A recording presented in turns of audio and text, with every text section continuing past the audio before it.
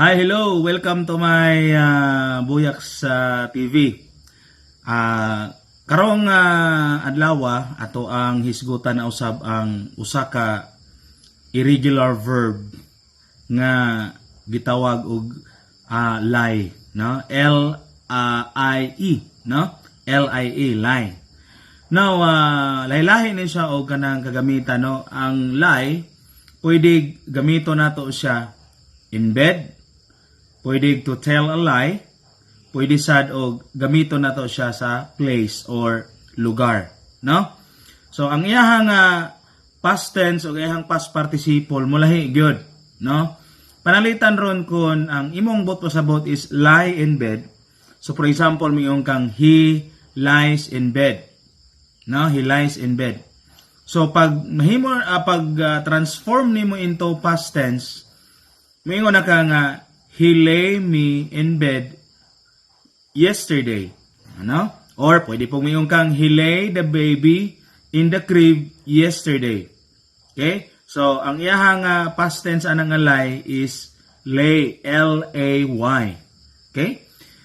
Pag mugamit na ka o past participle, gamiton mo siya as past participle ang lie nga lie in bed. Mahimo na siyang lain. L-A-I-N. So, mayroon kang, he had lain the baby in the crib before he ate. Akong balikon ha. He had lain the baby in the crib before he ate. No? So, gigamit na to ang lie sa in bed. So, akong balikon ha. Basta gamito nimo ang lie in bed. Ang iyang past tense ana is lay. L-A-Y. O ang iyang past participle ana is lain, L-A-I-N. Okay? So, karon kung imo siyang gamiton to tell a lie, no? Namotbot ka, gamiton nimo na siya. So, pwede kag may ang iyahang past tense ana is lied, L-I-E-D. O ang iyahang past participle ana is lied again, no? L-I-E-D. Okay? So, for example, detail a lie about the incident.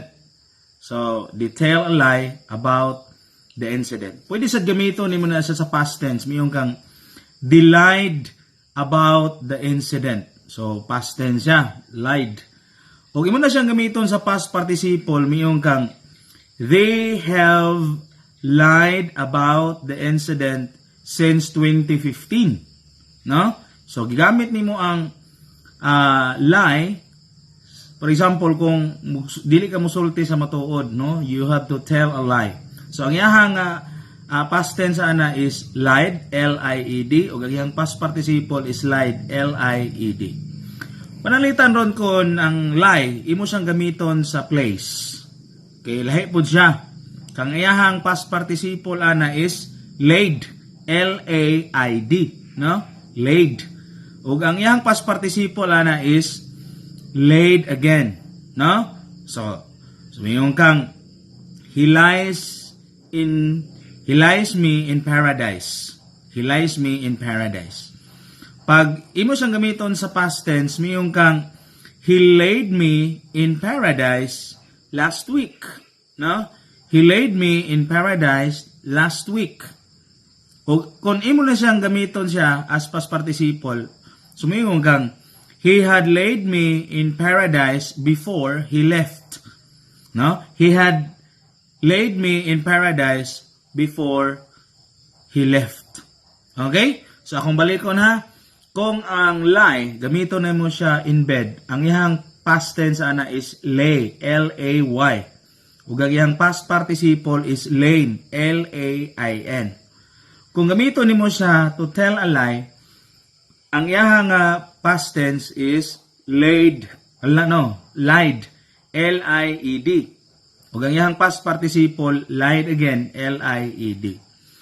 Kung gamito nimo siya sa lugar or place, ang iyahang past tense ana is laid, L-A-I-D. No? O ang iyahang past participle ana is laid again, L-A-I-D. Okay?